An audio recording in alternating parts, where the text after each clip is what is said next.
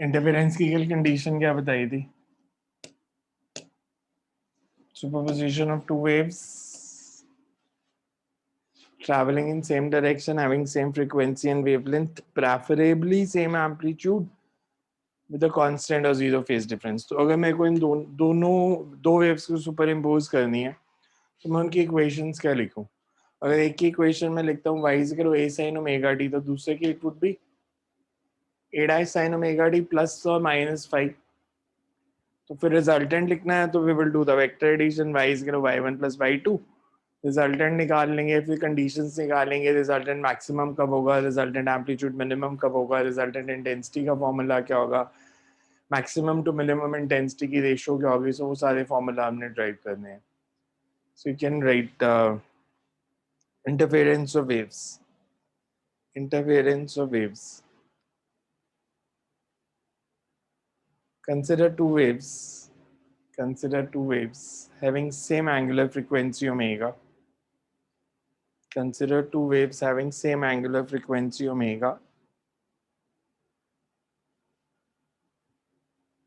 traveling in the same direction. Traveling in the same direction.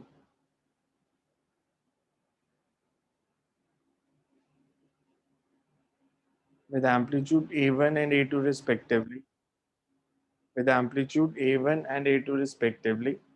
Sir travelling के बाद In the same direction. With amplitude A1 and A2 respectively.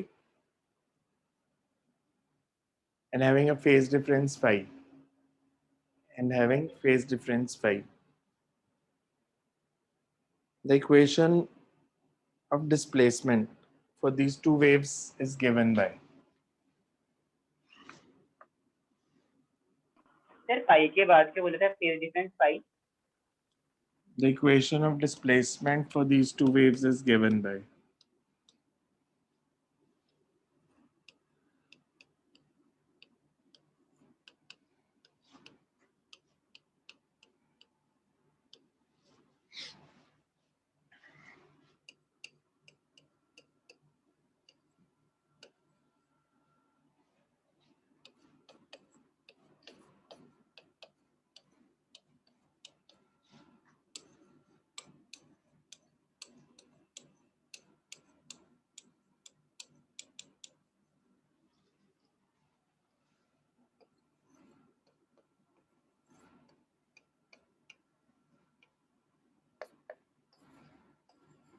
So अगर मैं इनको add कर दूं तो क्या आएगा?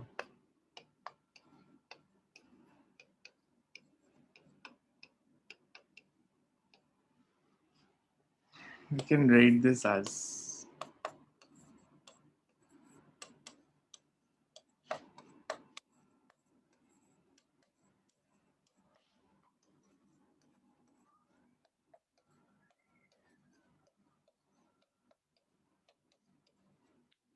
sin a plus b का फॉर्मूला लगा दिया, sin a cos b plus cos a sin b. Medical वालों को लिख देता हूँ, otherwise it's used. Non medical वालों के लिए तो इजी है.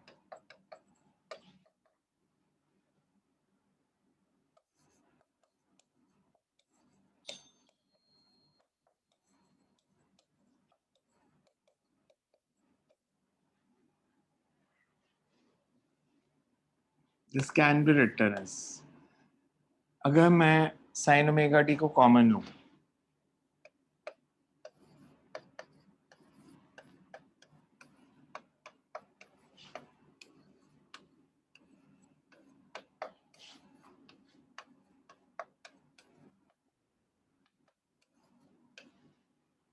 cos omega t a2 sin phi. ठीक है यहाँ तक?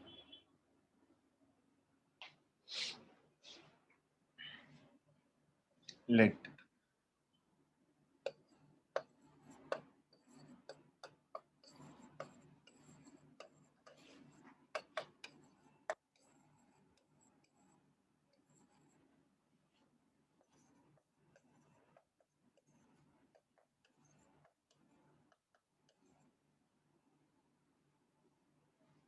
अगर ये assumption यूज करूं तो y is equals to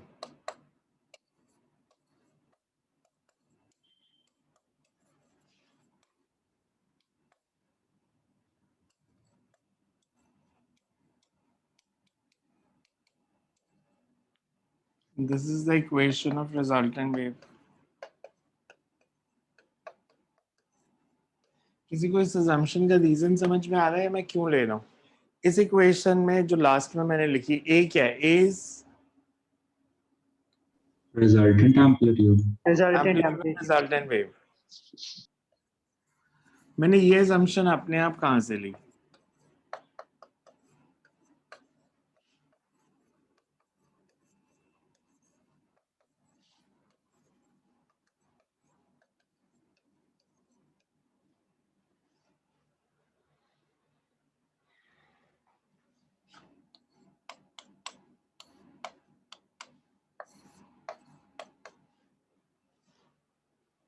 कुछ समझ में आ रहा है क्यों ले रहा हूं मैं ये assumption? No, तो ये बता दो क्यों ली? अच्छा ऐसे देखो, अगर मैं दो वेक्टर्स लूं a1 और a2 और उनके बीच में एंगल लूं फाई, दो वेक्टर्स a1 a2 उनके बीच में एंगल फाई, तो मैं डायग्राम को जो बनाऊंगा मैं इस फॉर्म में बनाऊंगा से ये a1 ये a2. ये आपने शो नहीं करना, मैं ऐसे बता रहा हूँ सिर्फ क्यों ले रहा हूँ मैं assumption ताकि रट्टा ना मारना पड़े एंगल फाई. a2 के दो कंपोनेंट्स कौन से होंगे? This component is A2 cos Phi. this will be A2 sin. A2 sin phi. अच्छा a1 और a2 का रिजल्टेंट क्या होगा पैरेललोग्राम लॉ के हिसाब से? Under root of A1 square plus A2 square plus 2A1. Diagonal. ये रिजल्टेंट होगा और रिजल्टेंट का एंगल थीटा. तो ए के दो कंपोनेंट्स कौन से बने? ए के दो कंपोनेंट्स, ये कंपोनेंट कितना होगा? A cos theta. और ये वाला कंपोनेंट देखो, मैंने इन दोनों के सम को a cos थीटा ले लिया, a2 sin phi को a sin थीटा ले लिया. बेसिकली डिस्प्लेसमेंट को ऐड कर रहे हो तो वेक्टर एडिशन ही होनी है ना. Phase Yes. डिफरेंस का मतलब उनके बीच में, इसलिए मैं ये assumption ले रहा हूँ कि a1 plus a2 is a cos theta, a2 sin phi is a sin theta. तो a होगी रिजल्टेंट डिस्प्लेसमेंट और थीटा हो गया फाइनल एंगल जो बन रहा है, फाइनल फेज. तो ये बट पेपर में दिखाने की जरूरत नहीं है, पेपर में ऐसे चल जाएगा जैसे हमने किया. बट अगर आप देखोगे कि अगर मैं 1 और 2 को, जो दो इक्वेशंस बनी मेरी, अगर मैं स्क्वायरिंग एंड एडिंग कर दूं तो पैरेललोग्राम लॉ ही बन जाएगा. से if I do squaring and adding 1 and 2,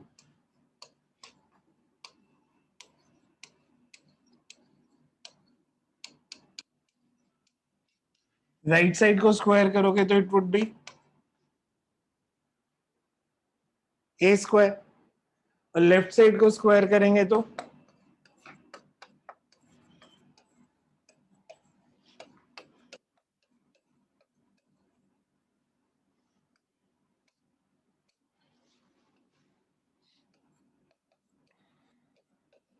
this becomes a square is equals to a1 square a2 square cos square phi plus a2 square sin square phi is A2 square. यही था parallelogram law भी. Sir a square is equal to a1 square plus a2 square plus 2a1 a2 cos phi. Sir हाँ जी, आपकी video भी एक बार रुक गई थी. वीडियो रुक गई थी, अभी भी अब बोर्ड विजिबल नहीं है. बंद हो गई. a is सर equals एक to बार अपनी दोबारा प्लीज assumption क्यों ली, एक बार वो बता दो. बीच में थोड़ा नेट अनस्टेबल हो गया था. कुछ नहीं है, पैरेललोग्राम लॉ लगाया है कि a1 plus a2 cos phi is a cos theta and a2 sin phi is a sin theta. जी पैरेललोग्राम लॉ का ही बेसिकली ये प्रूफ होता है, another way of doing it.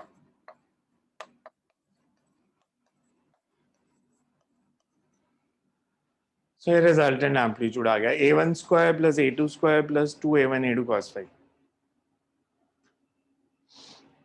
यहाँ तक देखो, इसमें कुछ नहीं आ रहा समझ तो, नहीं तो इसको नोट कर लो, देन वी विल डू। इसके आगे करते हैं फिर।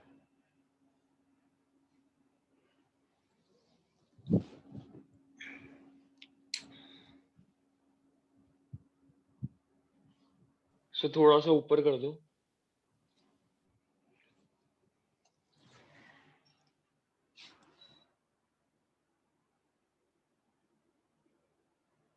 और नहीं सर, फाइन।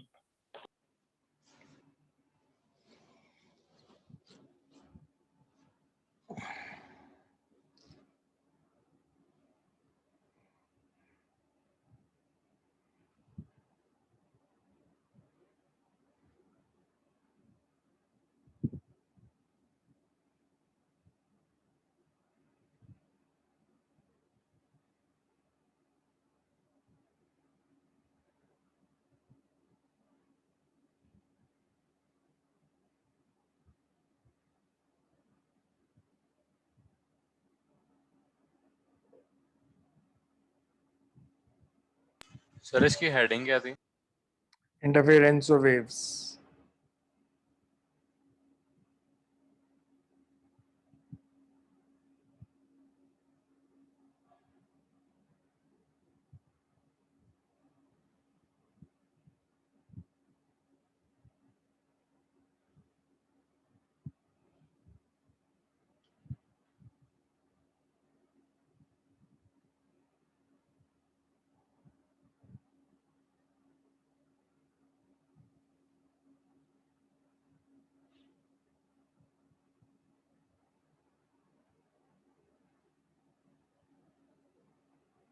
कर लिया नोट?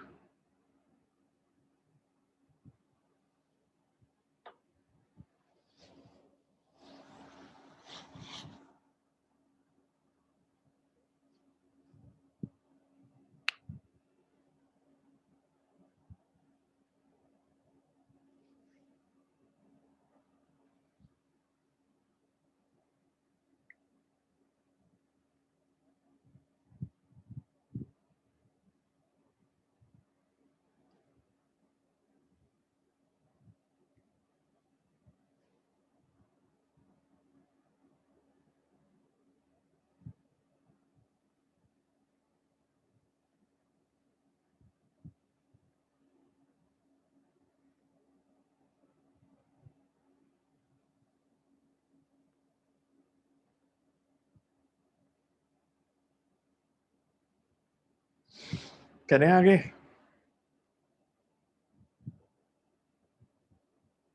Yes sir. अब इस कंडीशन को हम यूज कर लेंगे। हमने कहा था इंटरफेरेंस में प्रेफरेबली सेम एम्पलीट्यूड, मतलब A1 A2 इक्वल। अगर इसको मैं यूज करूं तो रिजल्टेंट क्या आएगा? अगर A1 A2 दोनों A के इक्वल है, so I can say it's 2A square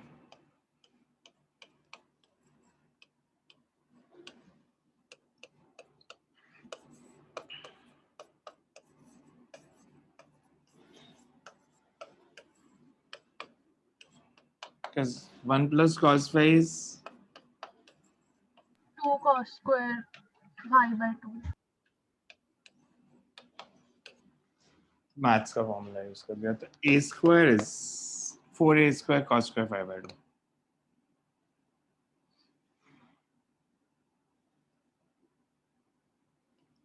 eleventh में इंटेंसिटी ऑफ अ वेव और एम्पलीट्यूड में रिलेशन क्या था? I proportional to a square. I proportional to A square।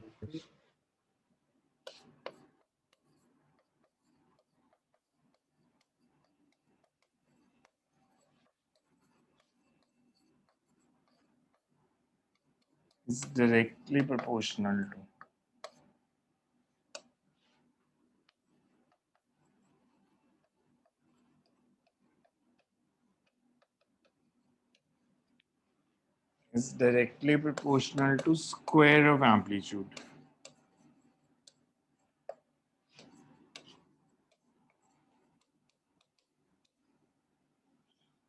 means resultant intensity is proportional to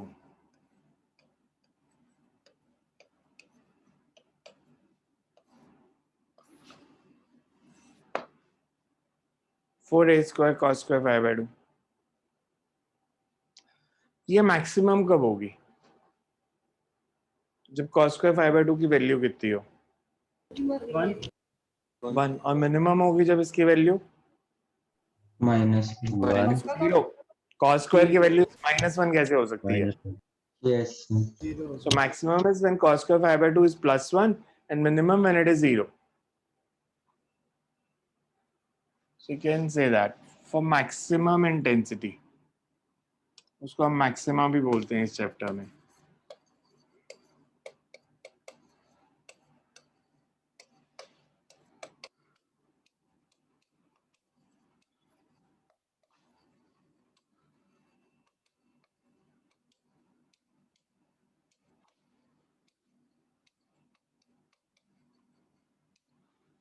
Maximum intensity of resultant wave or maxima.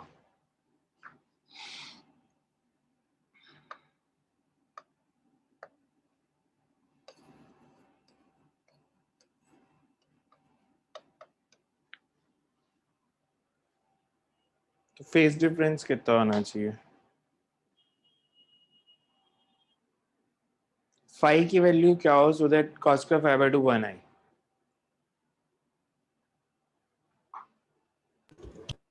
pi.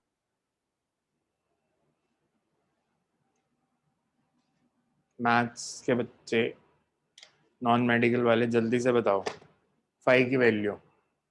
Sir 0. Maths के teachers को पता चला ना ऐसे कर रहे हो, बहुत मारेंगे आपको.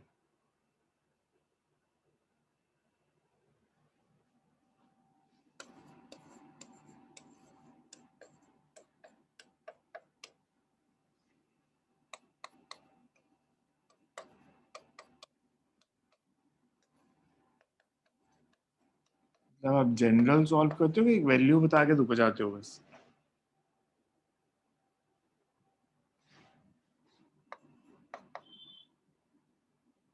ये फेज डिफरेंस आ गया. अगर मैं पूछूं पाथ डिफरेंस कितना?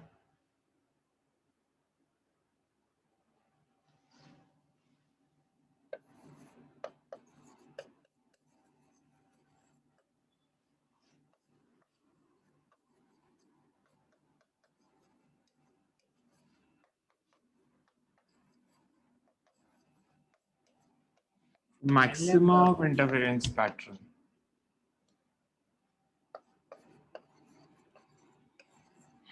हाँ जी बोलो, पाथ डिफरेंस कितना? n lambda.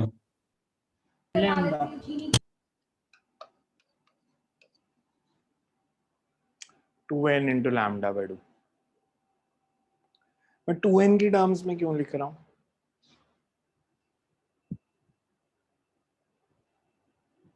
ये तो आना ही 2n है, इधर मैंने 2n क्यों लिया? मैं n लैम्डा भी तो लिख सकता था. यहां तक नोट कर लो, फिर लिखाता हूं. 2n इवन नंबर होता है ऑड नंबर? Even number. हम कहते हैं मैक्सिमा के लिए phase difference is even multiple of pi, path difference is even multiple of lambda by 2. Because जब हम मिनिमा निकालेंगे ना वो ऑड नंबर आ जाएगा. यहां तक नोट कर लो, फिर लिखते हैं. सर थोड़ा नीचे कर दो.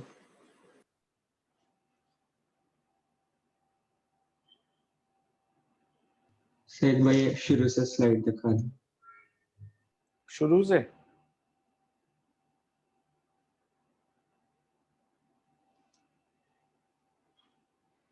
मैं और छोटा कर दूंगा तो शायद दिखना बंद हो जाएगा मोबाइल पे.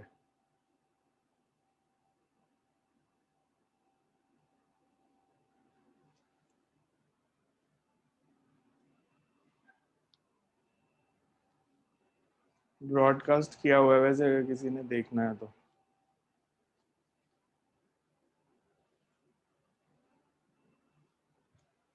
Three 05693.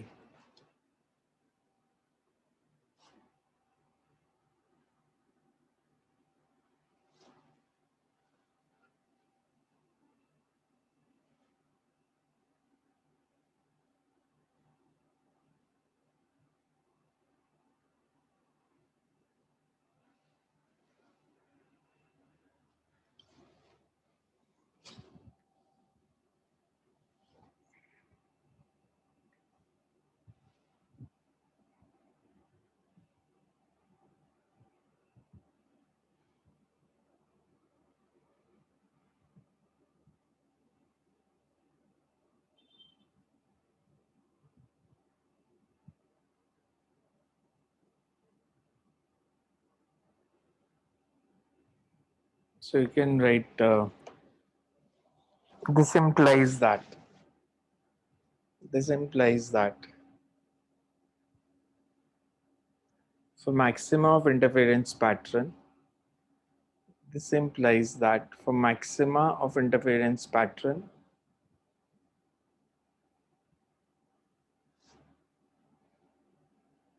phase difference between the two waves, for maxima of interference pattern, for maxima of interference pattern, phase difference between the two waves is even multiple of pi, is even multiple of pi, and for minima of interference pattern,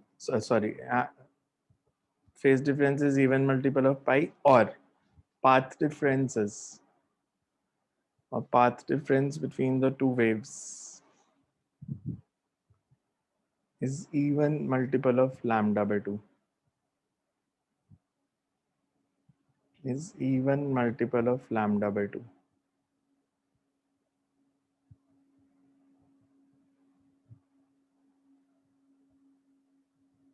next लिखो। Excuse me, sir. हाँ जी, So ये दोबारा बता दो path difference कैसे आया? अगर मैं एक वेव बनाता हूँ तो लेंथ उसकी क्या होती है? मैं अगर एक वेव बनाता हूँ, लैम्डा क्या होता है? Basically wave length. मैं इस एक्सिस पे अगर डिस्टेंस प्लॉट करूँ तो ये डिस्टेंस कितना है? और ये एंगल कितना है? ये पाई या 2 पाई? तो मतलब लैम्डा इज इक्वल्स टू 2 पाई। 2 पाई की जगह लैम्डा पुट कर दिया। Okay. ये 11th में था वेव्स के चैप्टर में। So you can write इसके आगे लिखो for intensity of waves, for intensity of resultant wave to be minimum, for intensity of resultant wave to be minimum,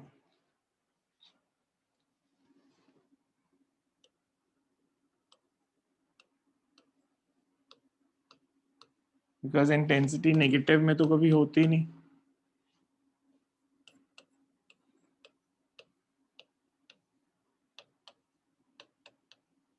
cos की वैल्यू 0 कब होती है?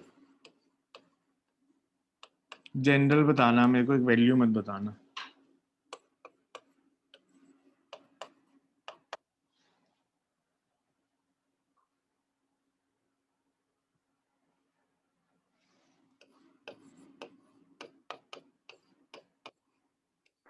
To N plus N pi bye.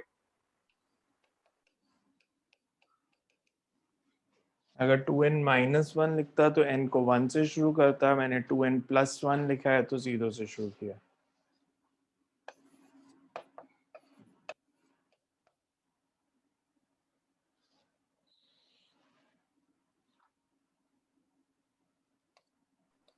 फिर मैं pi by 2 नहीं आएगा? उसी से पाई बाय 2 आएगा।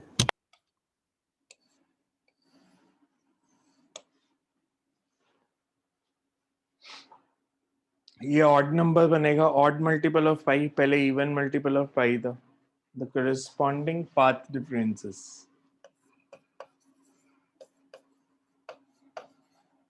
the corresponding path difference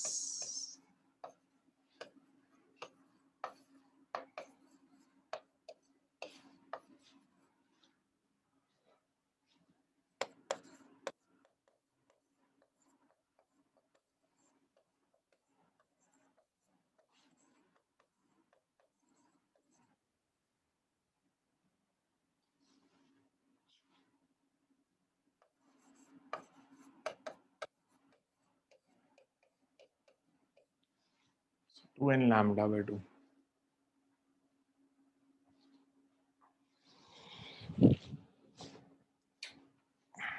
So you can write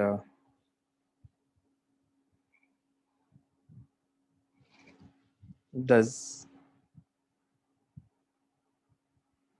resultant intensity sir 2n plus 1 नहीं आना चाहिए. 2n+1 आएगा. 2n+1 lambda by 2. Thus resultant intensity for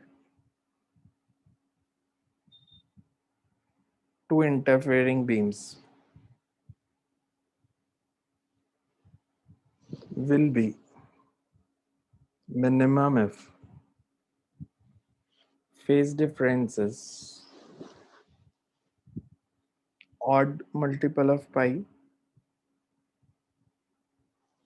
or path differences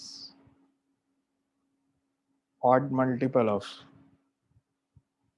lambda by 2. Path differences odd multiple of lambda by 2. Path differences odd multiple of lambda by 2. इसको 2n+1 कर दो.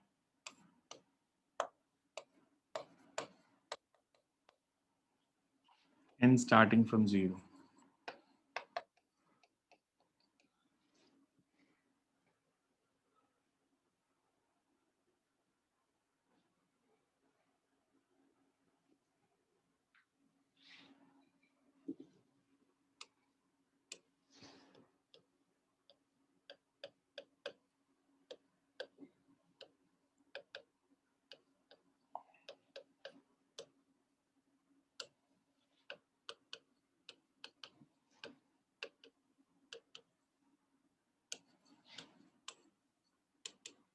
Maximum amplitude of interfering wave.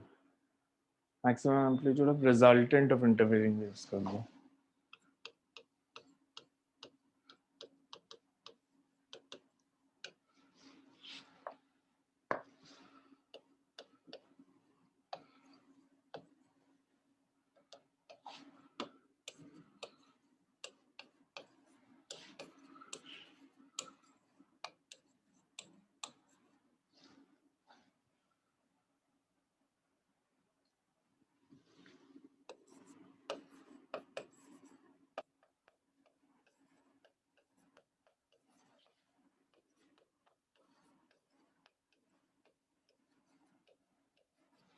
Maxima phi is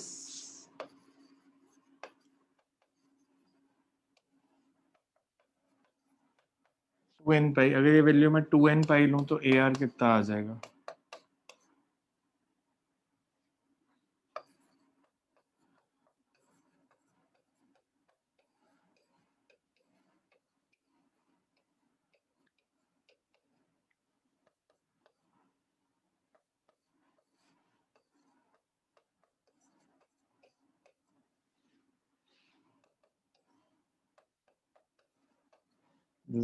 AR max.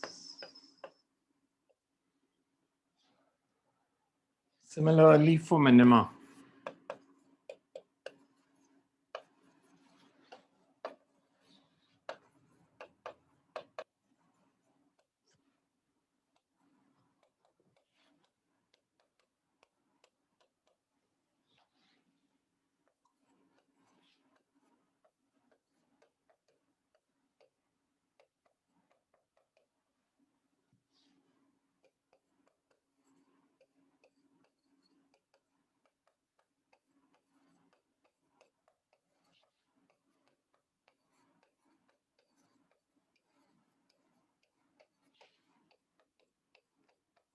This becomes, अगर ये -1 होगा तो a1 minus a2 का whole square. अरे आप +1 में पढ़ के आए थे कि अगर दो वेक्टर्स को ऐड करो तो मैक्सिमम वैल्यू होती है a+b और मिनिमम a-b या b-a, बिकॉज वो दोनों केस कर सकते हो. कि जैसे हमने किया था कि a2 बड़ा है तो a2 - a1, a1 बड़ा है तो a1 - a2. क्लियर है ये सबको?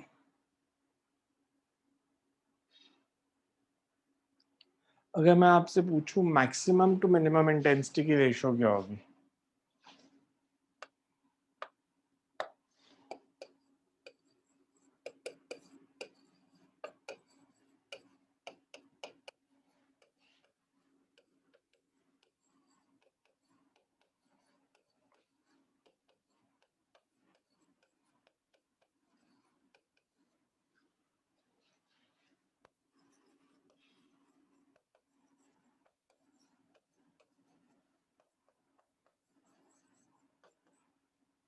I max is proportional to,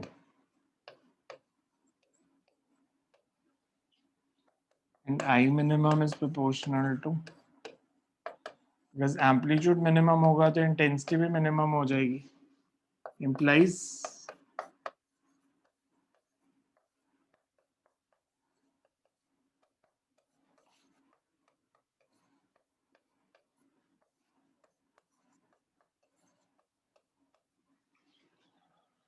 or you can also write it as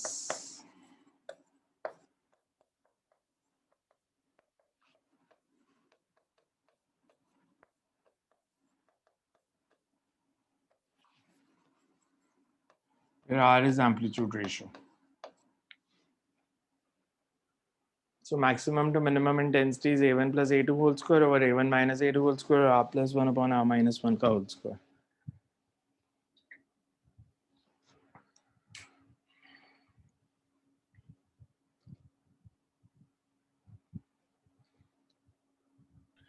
ऊपर करना सर थोड़ा.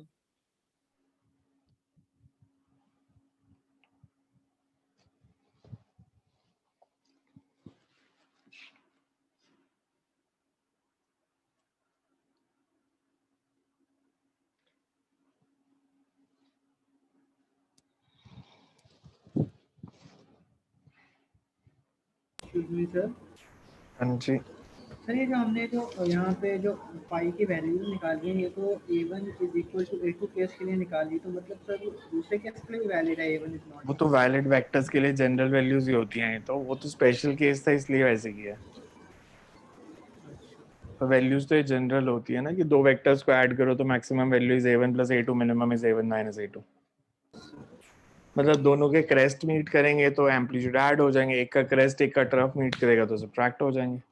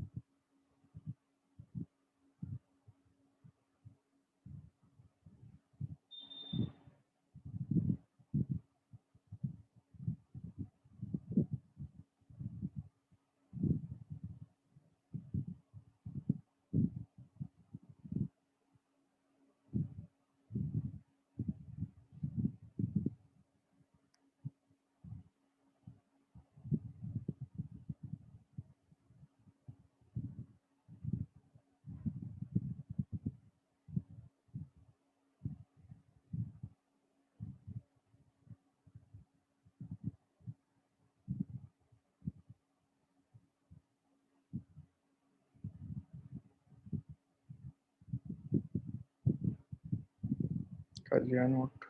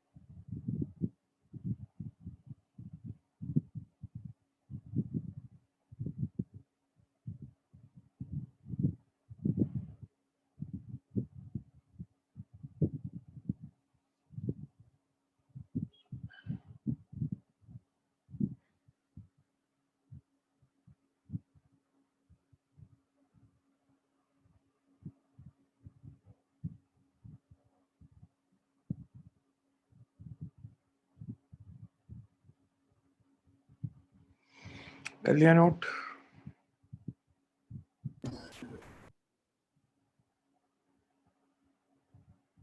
Yes sir. सो अगर मैं आपसे बोलूं मेरे पास दो सोर्सेज हैं separated by a distance of 2 lambda.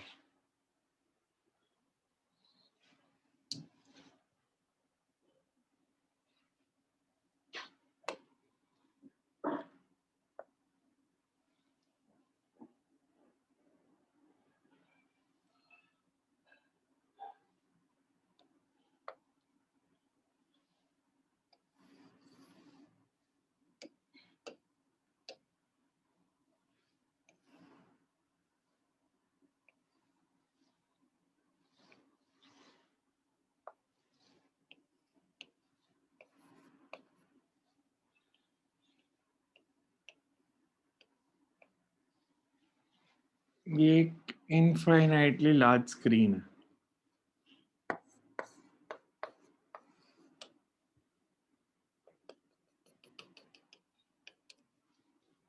ये सेंटर है. अच्छा पहले ये बताओ ओ पे मैक्सिमा बनेगा या मिनिमा जब S1 और S2 से लाइट आएगी? ओ पे मैक्सिमा इंटेंसिटी होगी या मिनिमम इंटेंसिटी होगी? Maximum intensity. क्यों? क्यों मैक्सिमम फेज होगी? डिफरेंस पास सर पार्ट डिफरेंस मतलब 0. पार्ट डिफरेंस 0 है. हो जाएगा. Yes sir. 2n lambda by 2. n 0 है तो पार्ट डिफरेंस 0 है तो मैक्सिमम होगा. मैं आपसे पूछूं ये अगर इनफाइनाइटली लार्ज है, इस स्क्रीन पे टोटल मैक्सिमास और मिनिमास कितने बनेंगे? इस स्क्रीन के ऊपर कितने मैक्सिमास और कितने मिनिमास बनेंगे?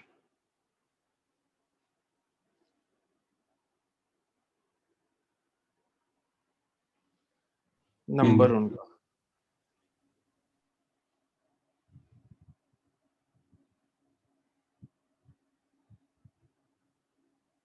कितने लगता है आपको कितने मैक्सिमम मिनिमास होंगे? Infinite.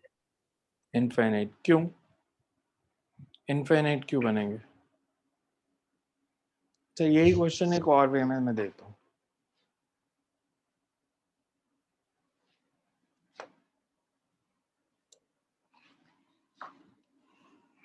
एक सर्कुलर स्क्रीन है of very large radius.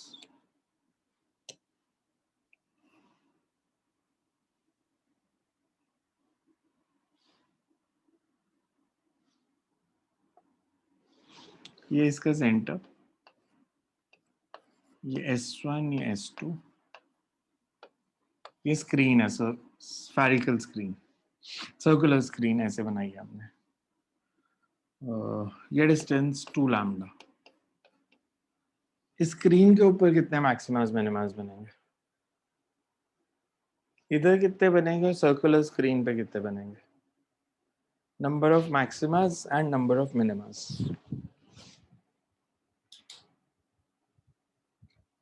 Circular वाला बताओ पहले. कितने मैक्सिमास कितने मिनिमास?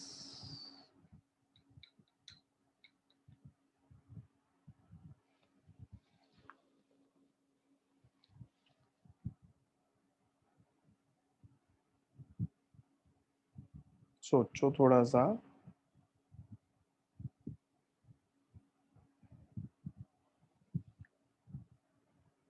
ये तो बिल्कुल फर्स्ट बेसिक क्वेश्चन पूछा भी. Number of maximas and minimas formed on the screen, and will the answer depend on radius of that curvature of the circular screen? Sir अगर रेडियस हमें बहुत ज़्यादा दिया है तो हम सर S1 S2 को मतलब काफ़ी दूर से देखेंगे तो सर एक जैसे नहीं दिखेंगे मतलब फिर तो पार्ट डिफरेंस मतलब लगभग 0 हो जाएगा अगर. नहीं.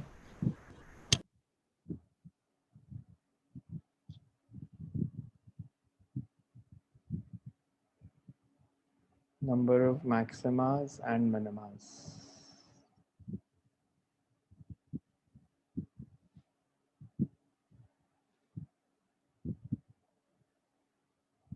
मेरे को लग रहा है कि 8 मैक्सिमा बनेंगे. ऐसे लग रहा है, आपको डिफरेंट भी लग सकता है.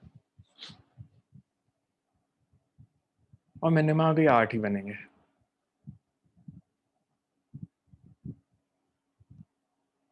ऐसा क्यों?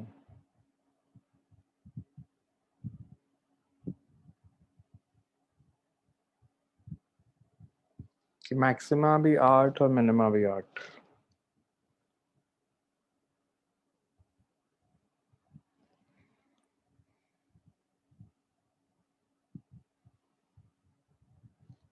सोच लो थोड़ा सा, बहुत आसान है.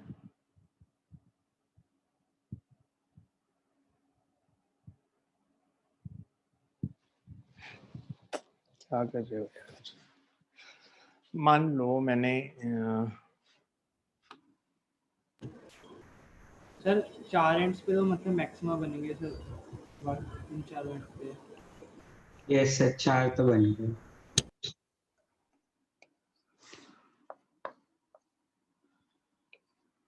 यहाँ पाथ डिफरेंस कितना है?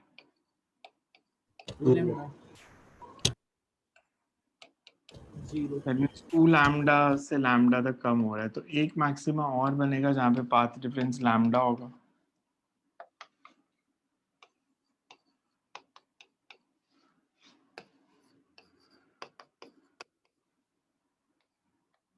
यहाँ पे 0, यहाँ पे लैम्डा, यहाँ पे लैम्डा, तो मैक्सिमास तो यही बने ना, 1 2 3 4, 1 2 3 4, 8।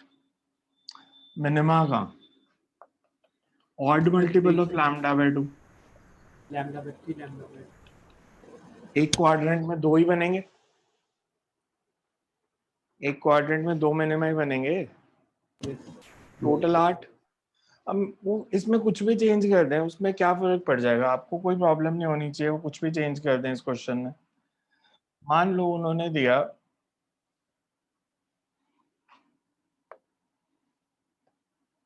सर्कल में ही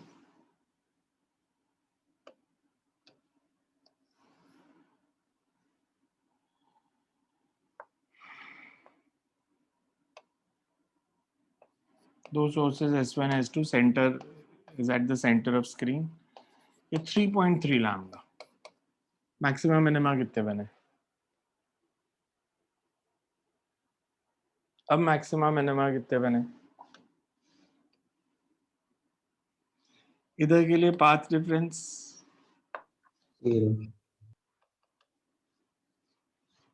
और इधर के लिए भी 0, यहाँ पे 6.6 लैम्डा 3.3, 6.6 कहाँ से आ गया? ये भी 3.3, 3.3, तो इसके बीच में मैक्सिमम मिनिमा कहाँ? एक इधर बनेगा, तो 3 मैक्सिमा यहाँ पे पाथ डिफरेंस लैम्डा होगा, 2 लैम्डा होगा, 3 लैम्डा होगा, यहाँ पे lambda by 2, 3 he minima 3 lambda by 2, 5 lambda by 2, तो मैक्सिमा कितने और मिनिमा कितने?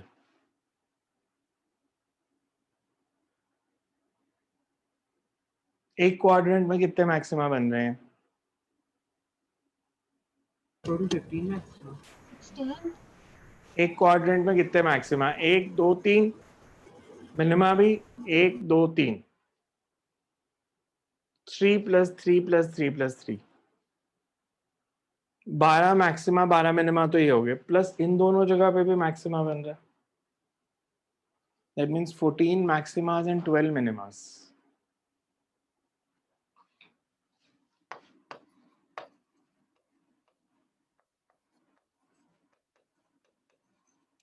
आपको काउंट ही तो करना है, वो कुछ भी पूछ लें, यही आएगा। समझ में आया या नहीं आया?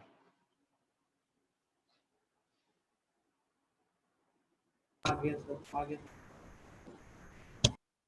आ गया तो फिर इधर बताओ, इनफाइनाइटली लार्ज स्क्रीन कितने मैक्सिमा कितने मिनिमा? इनफाइनाइटली लार्ज स्क्रीन कितने मैक्सिमास कितने मिनिमास?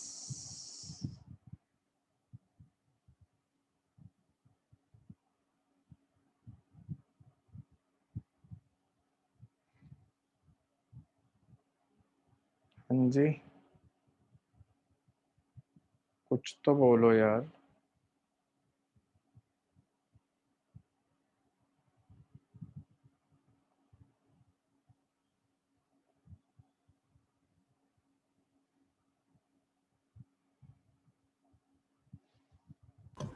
सर 5 मैक्सिमा, नहीं होना चाहिए।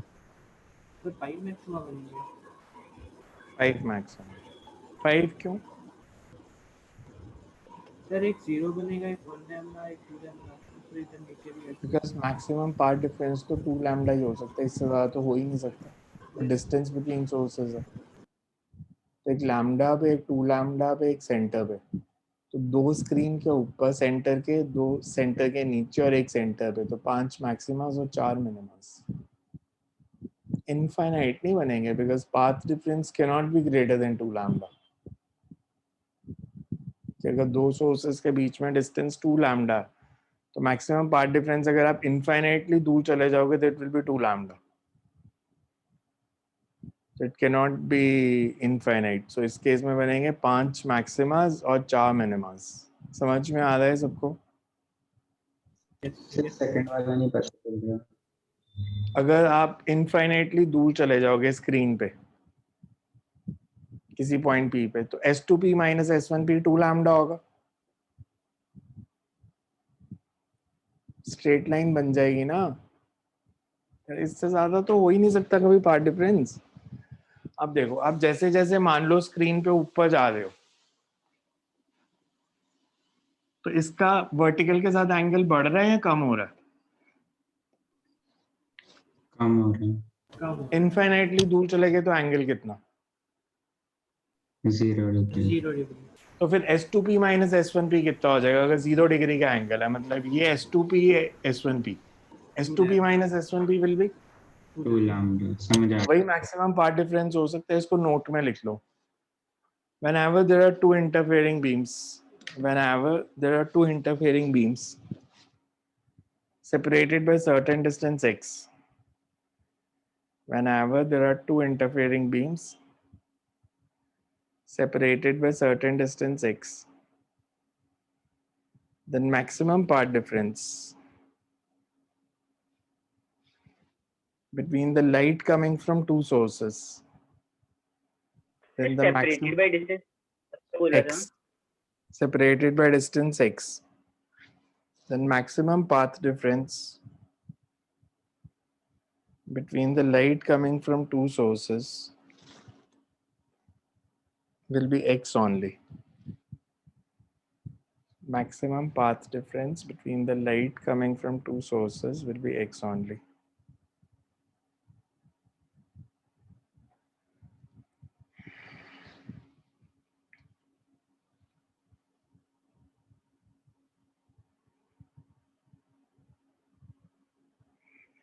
Next, second point लिख लो. If two sources, if a point on a screen is equidistant from both the sources, if point on the screen is equidistant from both the sources, then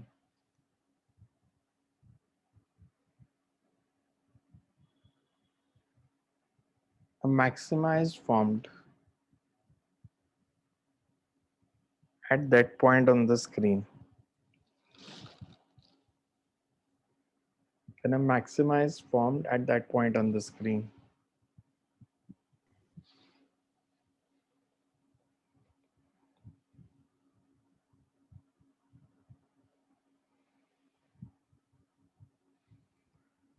Third point लिखो. Is if S1 and S2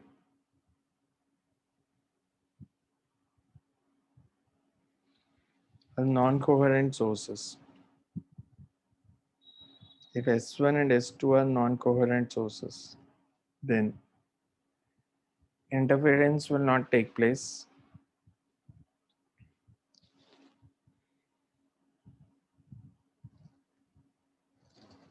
And there will be general illumination of the screen. General illumination का मतलब क्या होता है? जैसे हमने घर में 2 ट्यूबलाइट्स को स्विच ऑन किया, तो वहां पे पैटर्न बनता है, पूरे रूम में एक जैसी लाइट हो जाती है. There are no maximas and minimas. वो सिंपल कंसेप्ट है. आपने उसका, बिकॉज जो फाई है वो वेरिएबल है. अगर फाई वेरिएबल है तो यू कैन सिंपली से कि अगर 2 सोर्सेस से लाइट आ रही है, एक सोर्स से इंटेंसिटी I1 है, दूसरे से I2 है, तो resultant will always be I1 plus I2. आपने कुछ नहीं करना और सिंपल एडिशन कर देनी है इंटेंसिटीज की. तो उसको हम बोलते हैं जनरल इल्यूमिनेशन. अच्छा, अगर डायक्रोमैटिक सोर्स यूज हो रहा है, डाइक्रोमैटिक सोर्स यूज हो रहा है तो क्या होगा, या मोनोक्रोमैटिक की जगह व्हाइट लाइट यूज की तो, अगर मैंने मोनोक्रोमैटिक सोर्स सिंगल वेवलेंथ लेने की जगह व्हाइट लाइट यूज की तो how will the interference be affected?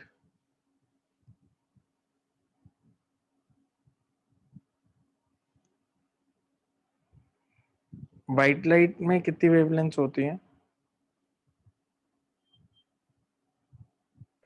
7. 7 colour होते हैं, 7 वेवलेंथ्स होती हैं। वेवलेंथ तो 3800 से 7500 तक सारी होंगी। मतलब इफ यू से ब्लू कलर या ग्रे कलर, तो आप एक कॉमन एग्जांपल लेके देखो, जैसे आपके स्कूल ने बोला कि से मान लो आपकी जो स्कूल यूनिफॉर्म के ट्राउजर्स हैं दैट शुड बी ऑफ से नेवी ब्लू कलर, बट अगर स्कूल सिर्फ इतना ही बताता है navy blue colour, next day you will see कि स्कूल में हर किसी की ट्राउजर का कलर अलग है नेवी ब्लू ही। तो स्कूल वाले एक शॉप प्रिस्क्राइब कर देते हैं ताकि वो सबको एक ही कलर दे कि आप उसी शॉप से जाके लेना, so that everyone has the same. दूसरा उसकी जगह तरीका क्या हो सकता था, वेवलेंथ फिक्स पहले कलर की जगह वेवलेंथ बताते हैं आपको, वो आपसे कहते हैं से आपको से 4291 एंगस्ट्रॉम वाली ट्राउजर्स पहन के आनी है, तो फिर एग्जैक्ट मैच होता सबका, बिकॉज ये तो स्पेक्ट्रम है ना 7 कलर्स का, वॉयलेट से लेके रेड तक, पर उसमें बहुत सारे शेड हैं, रेड के बहुत सारे शेड हैं, ऑरेंज के बहुत सारे शेड हैं, येलो के बहुत सारे शेड हैं। तो मैं कह रहा हूँ अगर व्हाइट लाइट यूज होगी मोनोक्रोमैटिक की जगह तो इंटरफेरेंस पैटर्न कैसा बनेगा? हर वेवलेंथ का अपना पैटर्न होगा, Yes. There will be central bright fringe, because center में सारी वेव्स सुपर इम्पोज करके व्हाइट कलर बना देंगे फिर से, followed by coloured bands. Dichromatic होगा तो अगेन दो इंटरफेरेंस पैटर्न अलग अलग बन जाएंगे। डाइक्रोमैटिक का एग्जांपल कोई,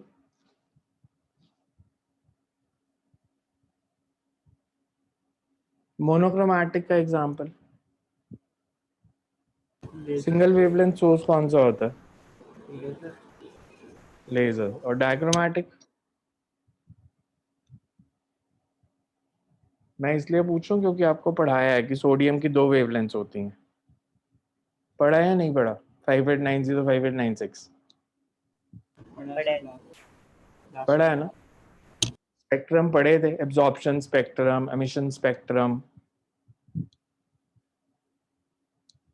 तो sodium is a dichromatic light. Normally college में जब एक्सपेरिमेंट्स कराते हैं लेजर जनरली नहीं होती है, बिकॉज लेजर जो यू कैन से अच्छी क्वालिटी की लेजर है दैट्स एक्सपेंसिव, तो सोडियम से कर लेते हैं बिकॉज डायक्रोमैटिक सोर्स बेसिक चीज़ें समझ में आती हैं उससे भी। तो कॉलेजेस जनरली जब ऑप्टिक्स के एक्सपेरिमेंट होते हैं तो फिजिक्स की लैब में एक अलग छोटा रूम और बना होता है, उसको डार्क रूम बोलते हैं।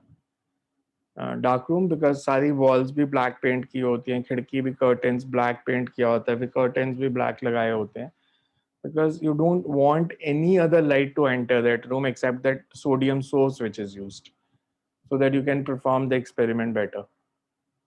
तो फिजिक्स की लैब कभी कॉलेज की देखोगे तो उसके अंदर एक और छोटा रूम बना होता है, उसको डार्क रूम बोलते हैं कि डार्क रूम का एक्सपेरिमेंट है, वहाँ ऑप्टिक्स के एक्सपेरिमेंट करते हैं हम। नेक्स्ट टाइम करते हैं इसको कल, एंड इसके न्यूमेरिकल करेंगे, इसकी थोड़ी सी थ्योरी है अभी, यंग्स डबल स्लिट करके फिर न्यूमेरिकल्स करेंगे। Excuse me, sir. हाँ जी, ये PDF send कर दोगे आज की? भेज दूंगा।